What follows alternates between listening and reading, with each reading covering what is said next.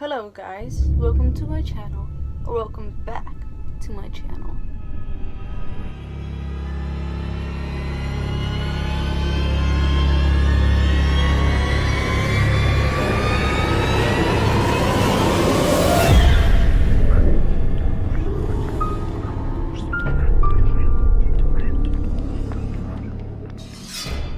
Today we're going to be talking about torture methods.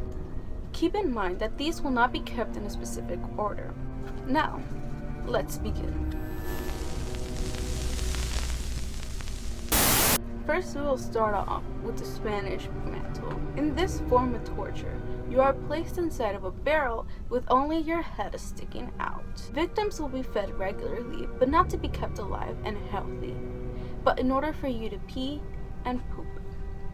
Why is that, you may ask? This way, the barrel would be kept getting filled and more filled and more filled. Insects and other even rodents would go inside. Insects and other animals would go into the barrel and start eating away at your flesh. Since you had open wounds, it was easy for bacteria to get into you. And this would create skin necrosis. The death of the victims could last up to days. In the next torture method, victims would be hung upside down. Two executioners would hold a saw. Each executioner would hold one end of a saw. And starting between the legs, they would start sawing the victims in half. Since they are being hung upside down, the blood pressure would go to your head and it would create minimal bleeding, causing the death to be even slower.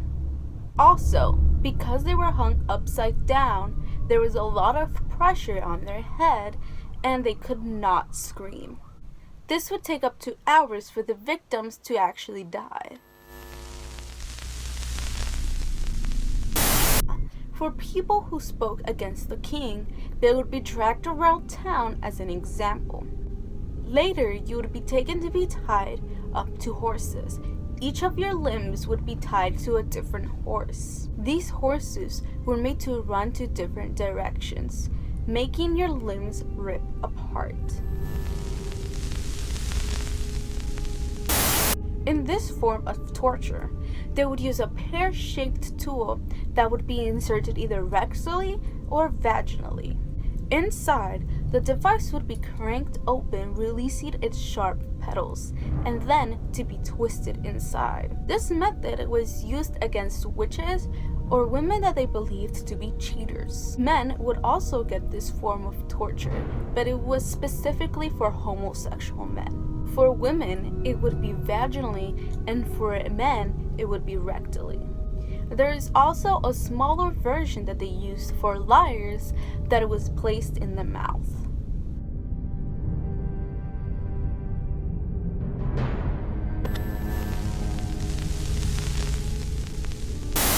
Another method that they would use would be a double-ended fork.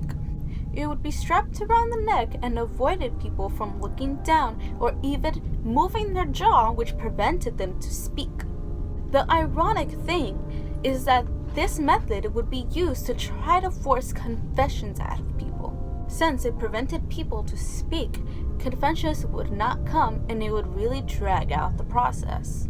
The wearers could bend back enough that the pain would go away, but unfortunately, people could not hold this position for long. If people were to relax, the fork would puncture the bottom of their jaw, creating them to bleed out and eventually death. Impalement was another method of torture that they would use, in which they would have a wooden pole that would have a pointed end. This pole would penetrate people from their anus all the way through their mouth. Inserting the stake through the rectum so that it went right up through the core of the body to emerge through the mouth.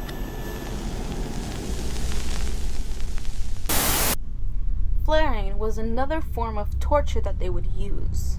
People would be dropped into boiling water so their skin could become soft, and later so it could be peeled.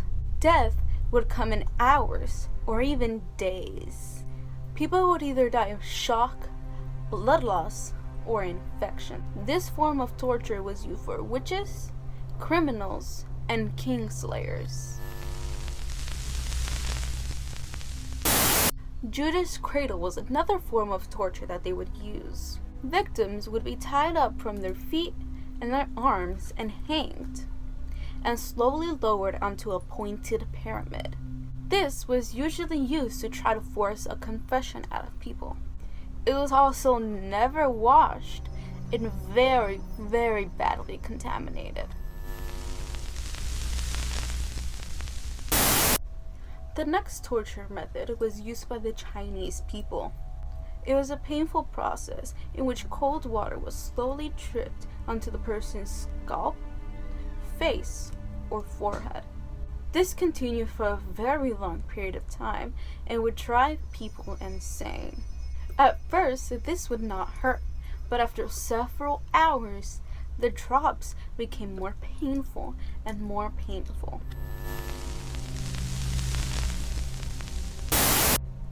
The last one that I'm about to describe might be the most morbid one, called the Brazen Bowl. It was designed the shape and size of an actual bowl.